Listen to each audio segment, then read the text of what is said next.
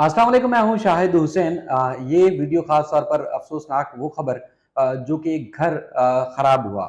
ज़ाहिर है दोनों शोबे से ताल्लुक़ रखते थे और शोबे से वाबस्ता जितनी भी बड़ी शख्सियात हैं उनके घराने देर पा है भी चलते हैं। लेकिन एक तासुर ये होता है कि शोबे से वाबस्ता जो लोग होते हैं या ख़ानदान होते हैं तो उनकी शादियाँ तवील अरसे तक नहीं चलती। लेकिन बदकिस्मती ये है कि एक मायनाज़ अदाकार पाकिस्तान के उभरते हुए स्टार और वाह! बहुत शानदार अदाकारी में नाम बनाने वाले फ़िरोज़ ख़ान जिनका ताल्लुक कराची से है और उनकी जो शादी हुई थी कुछ अर्सा पहले अलीज़े ख़ान से हुई थी, अब उनकी अलहदगी हो चुकी है।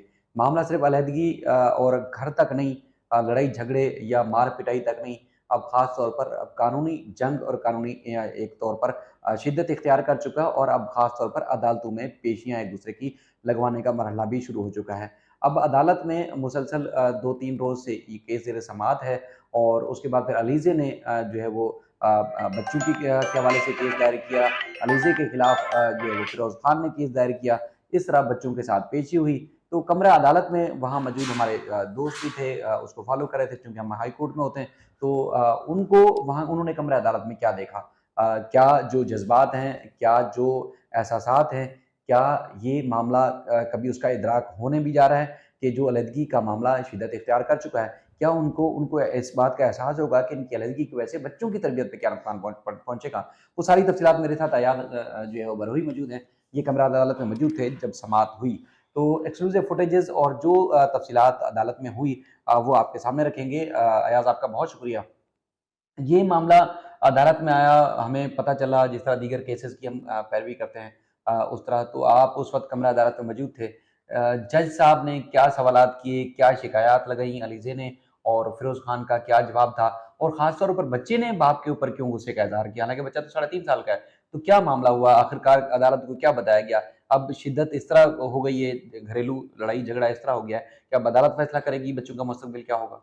जी बिल्कुल शाह साहब देखें ये जो है सबसे पहले फ़िरोज़ ख़ान ने 18 सितंबर पर फैमिली कोर्ट में बच्चों की कस्टडी के हवाले से दरख्वास्त दायर की थी जिसके बाद ये मामला खुलकर सामने आया। पहले तो फ़िरोज़ ख़ान और अलीज़े जो है वो तरदीद कर रहे थे कि हमारी कि डिवोर्स हुई है या नहीं हुई। उसके बाद हमें पता चला कि फ़िरोज़ ख़ान ने जो दरख्वास्त दायर की है उसमें उन्होंने जो अलहदगी का जो था वो भी अटैच किया था। 3 सितंबर पर ये अलहदगी हुई थी। इस अलहदगी को अभी महीना भी पूरा नहीं हुआ। तो 21 जो कल तारीख थी अदालत ने अलीज़े को तलब किया था और एसएचओ गुलिस्तान जौहर जो है उनको ये डायरेक्शन दी थी कि बच्चे अगर गुलिस्तान जौहर हद की थाने में रहते हैं तो उनको पेश किया जाए। कल एसएचओ भी पेश हुए। अलीज़े अपने दोनों बच्चे सुल्तान और जो 7 माह की बेटी है फ़ातिमा, उनको लेकर अदालत में पहुँची वकला के हमरा।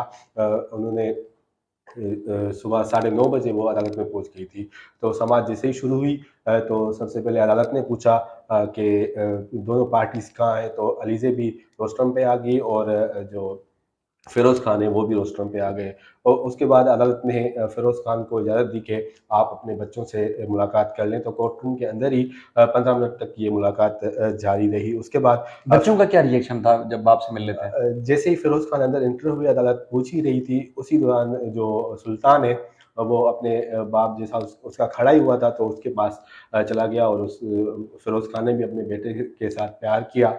तो उसके बाद 15 मिनट तक ये मुलाकात रही फ़ातिमा से और सुल्तान से फ़िरोज़ ख़ान की मुलाकात रही कोर्ट रूम के अंदर ही। फ़िरोज़ ख़ान के वालिद जो हैं वो भी अदालत ही कमरे में मौजूद थे, उनकी भी मुलाकात हुई इन दोनों बच्चों से। उसके बाद जब मुलाकात ख़त्म हुई तो अदालत ने फिर से तलब किया उनको अलीज़े को और फ़िरोज़ ख़ान को। तो पहले अलीज़े का नंबर था, अदालत ने अलीज़े से पूछा कि आप ये बताएँ कि फ़िरोज़ ख़ान ने दरख्वास्त दायर की है तो आप बच्चों की मुलाकात उनसे करवाएँगी या नहीं करवाएँगी? तो अलीज़े ने ये मौक़िफ़ इख्तियार किया कि मैं बच्चों से मुलाकात नहीं करवाना चाहती क्योंकि जब बच्चों को बाप की ज़रूरत थी तब फ़िरोज़ ख़ान मौजूद नहीं थे और मेरा बेटा जो है वो हॉस्पिटल में एडमिट था। मैंने इनको मैसेजेस किए, कॉल्स की कि आपका बेटा जो है वो हॉस्पिटल में और उसकी तबीयत ख़राब है तो आ जाएँ अपने बेटे से मिल लें और उनकी जो हॉस्पिटल के जो बिल वग़ैरह हैं उसके हवाले से भी मैंने उनको कहा तो पहले तो उन्होंने मुझे मैसेज का रिप्लाई नहीं दिया। उसके बाद मैंने फ़ोन की तो मुझे उस पे कहा कि मुझे ये तस्वीरें भेज के आप ब्लैकमेल नहीं कह रहे अगर बच्चा बीमार है, हॉस्पिटल में एडमिट भी है, तो मैं भी उसके लिए दुआ करूँगा, आप भी उसके लिए दुआ करें। अलीज़े जो है ज़्यादातर हमें गुस्से में इस बात पे नज़र आई थी। उसके बाद अलीज़े ने बहुत बड़े इंकशाफ़ात किए, जैसे कि उन्होंने कहा कि 4 साल हमारी शादी को अरसा हुआ और 4 सालों में 1 दिन, 1 रात ऐसी नहीं थी जिस पे वायलेंस नहीं हुआ, जिसपे मुझ पे जो है फ़िरोज़ खान ने तशद्दुद ना किया हो। इतनी हद तक कि मेरी चीखों पे जो मोहल्ले वाले हैं, वो भी निकल आते थे, वो जमा हो जाते थे कि क्या हुआ है? इस बात के वो भी मोहल्ले वाले भी गवाह हैं। जब ये तशद्दुद की बात हो रही थी, अली ने जब अदालत को ये बता रही थी, उसी दौरान सुल्तान पीछे सीट पे बैठा हुआ था, तो वहाँ से सुल्तान ने आवाज़ लगाई कि पप्पा आप अम्मी को मारते हैं। तो वहाँ पे फ़िरोज़ खान की पीछे नज़र पड़ी कि उसका बेटा उससे कुछ कह रहा है, तो फ़िरोज़ खान ने कहा कि नो बेटा क्या हुआ है? आप रिलैक्स हो जाएँ। नहीं अम्मी कह रही हैं, बता रही हैं कि आपने उनको मारा है, आपने क्यों मारा है? आप क्यों मार रहे हैं मारते हैं अम्मी को? तो ये फिर कोर्ट रूम में, ओपन कोर्ट रूम में ये बात हो रही थी। ओपन कोर्ट में ये पब्लिक भी बात बैठी, जजेस भी, वकील भी मौजूद थे। पब्लिक दोनों साइड के वकील थे वो मौजूद थे, बच्चों के नाना-नानी मौजूद थे, दादा मौजूद थे वहाँ पे, दोनों साइड के वकील थे और उस टाइम पे फ़िरोज़ खान ने कहा कि आप रिलैक्स हो जाएँ, ऐसा कुछ नहीं है, आप रिलैक्स हो जाएँ, ऐसा कुछ नहीं है। 3 दफ़ा फ़िरोज़ खान ने ये बच्चे को बोला। उसके बाद अलीज़े ने फिर दूसरे निकाह शुरू किए कि मेरे सर पे फ़िरोज़ ने गन रखी थी, उसके बाद मैं अपने घर चली गई थी, उसके बाद फिर जो है फ़िरोज़ मुझे लेने आया था, मैं फिर चली गई और उसके बाद फिर जो है मुझे फ़िरोज़ ने खुद आके घर छोड़ा। फिर मैं जो है बर्दाश्त नहीं कर सकी और उसके बाद मैंने ये फ़ैसला किया कि मैं अब इसके साथ नहीं रह सकती और उन्होंने कहा कि 1 माह पहले ही मैंने मिन्नतें की कि बच्चे का फ्यूचर है, आप उसकी स्कूल में एडमिशन करवाएँ। मेरे कहने पर बच्चे की एडमिशन करवाई गई डिफेंस के स्कूल में। हालाँकि मैंने उनको कहा था कि आप मुझे भी लेके चलें, बच्चे की एडमिशन करवाते हैं साथ, तो मुझे उन्होंने मना कर दिया और बच्चे को खुद लेके गए और स्कूल में एडमिशन करवाई। तो उन्होंने अलीज़ा ने एक बात वहाँ पे ये की कि डिफेंस में बच्चे की एडमिशन करवाई गई है, मैं अपनी अम्मी-अब्बू के साथ गुलिस्तान-ए-जौहर में रहती हूँ। तो आप अंदाज़ा लगाएँ मैं वहाँ से डिफेंस तक बच्चे को रोज़ाना की बुनियाद पर कैसे पिक एंड ड्रॉप दे सकती हूँ? मेरे पास ना अपनी गाड़ी है और ना ही मैं कोई जॉब करती हूँ और ना ही मेरे पास कोई दूसरा इनकम का ज़रिया है जो मैं अपने बच्चे को ये फैसिलिटी दे सकूँ। तो ये सारी चीज़ें थी। हालाँकि वहाँ पे फ़िरोज़ खान का जब नंबर आया, तो फ़िरोज़ खान ने ये सारे इल्ज़ामात जो है मुस्तरद कर दिए।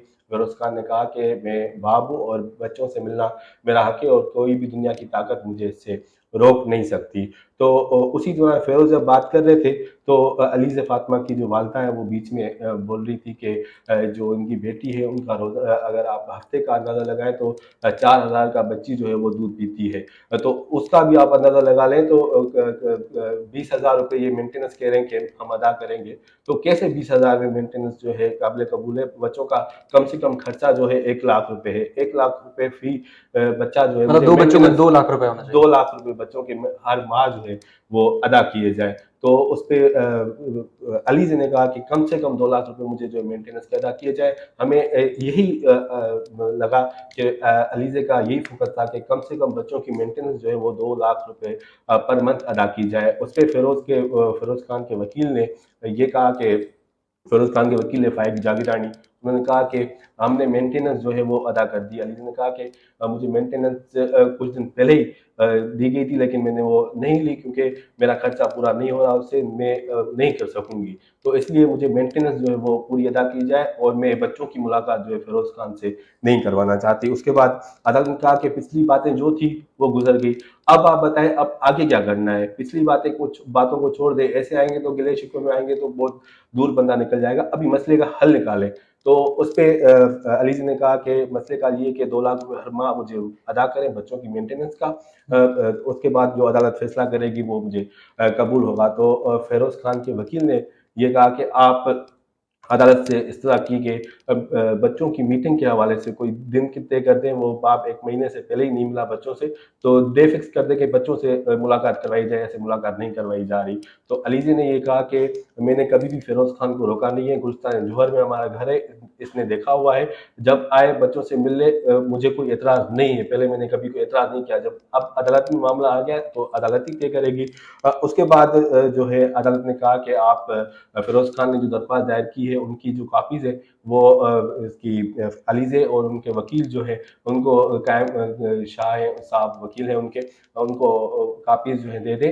आइंदा समाज पर जो है वो फैसला करेंगे, सुनेंगे, दूसरे फरीक को दोनों फरीक उनके सुना जाएगा, उसके बाद फैसला किया जाएगा कि मीटिंग कब करवानी है या नहीं करवानी। बाकी अदालत ने यह कहा कि मेंटेनेंस के हवाले से हमारे पास कोई दरख्वास्त आपने नहीं दी, मेंटेनेंस की दरख्वास्त देंगे तो उस पर भी कोई फैसला हम जो है वो जारी करेंगे। उसके बाद अदालत ने समाज जो है वो मुलतवी कर दी और उसके बाद जो है फिरोज खान का जो है बाहर निकल रहे थे तो उस टाइम पे मुसलसल जो है उनका बेटा है सुल्तान वो रो रहा था जब तशद्दुद की ये बात हुई। तो फुटेज में भी आप देख रहे होंगे जब फिरोज खान दरवाजे से निकल रहे हैं तो सुल्तान की रोने की आवाज़ें जो है वो सुनाई दे रही हैं फुटेज में।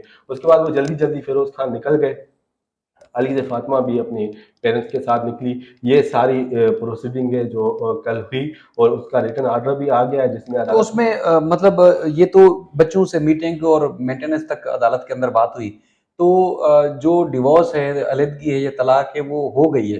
अब कोई वापसी का चांस नहीं है, ये कि इनका घर बच जाए, घराना बच जाए, बच्चे उजड़ने रुलने से बच जाएं, इस तरह का कोई इम्कान, ये इस तरह की कोई डिस्कस नहीं हुई अदालत में? शायद भाई डिवोर्स के 3 सितंबर को हो चुकी हो चुकी है फुल एंड फाइनल, अब कोई चांस नहीं है? फाइनल हो चुकी है। अब वापसी का तो डिवोर्स के बाद तो कोई रास्ता नहीं है, ठीक है। दूसरी बात ये रही कि बकौल अली से के कल जो अदालत को वो बता रही थी, हमें ये लगा कि अली ने अपना घर बचाने के लिए बहुत कोशिशें की है। फिरोज खान को इस बात का एहसास नहीं है? फिरोज खान को हमें जो लग रहा है कि उनका जो एटीट्यूड हमने देखा कल अदालत में, वही भी ये लग रहा था जब वो निकल रहे थे तो उसी टाइम पे अल्लाह मेरा मालिक है और अल्लाह अकबर करके निकल आए जैसे कोई जंग लड़ने आए हुए। हमें तो उनके एटीट्यूड से ये लगा। आप बच्चों से मुलाकात करने आए, बच्चों के केस के हवाले से आए तो बच्चों के मुस्तकबिल का आप सोचें। तो यहाँ पे कोर्ट में एटीट्यूड दिखाने का क्या फायदा? मतलब वो कमरा अदालत से बाहर निकलते हुए अल्लाह अकबर के नारे लगाते हुए बाहर चले गए और उसको हम नारा नहीं कह सकते। जस्ट उन्होंने ये बात की जब वो मेंटेनेंस की बात हो रही थी और कह रहे थे कि मीटिंग हम ऐसे नहीं करवाएंगे, तो उस पे कहा ठीक है अदालत जो फैसला करेगी तब तक के लिए अल्लाह मालिक है, अल्लाह अकबर, ऐसे करके वो निकले। तो बच्चा उनका रो रहा था, उसके पास 2 मिनट वो रुक गए जब सुल्तान को रिझाने के लिए 2 मिनट रुक गए, लेकिन फिर वो निकल गए। ये सारी कहानी है। चलें, अल्लाह बेहतर करे। बहरहाल अब मामला इसी तरह अदालत में पहुंचा और कई ऐसे घराने होते हैं जिनको शायद सालों बाद ही इस बात का एहसास होता है कि उन्होंने क्या बड़ी गलती की थी और उस गलती का इजाला किस तरह होगा। उस वक्त चूँकि ना वक्त होता है, ना एहसास होता है और ना ही कोई चीज़ होती है जो आपको वक्त या उसको आपके जो मामलात हैं उनको वापस रिवर्स गियर लगा के आपकी ज़िंदगी को वहीं से शुरू करवाए जो ज़िंदगी जहाँ पे टूटी थी। अब उम्मीद करते हैं कि हाँ, बच्चों का हाँ। मुस्तकबिल भी बेहतर होगा और जिस तरह फिरोज खान का अदाकारी में नाम है, एक बड़े स्टार हैं, तो उम्मीद है कि उनके मामला हाँ, बेहतर हाँ। होंगे।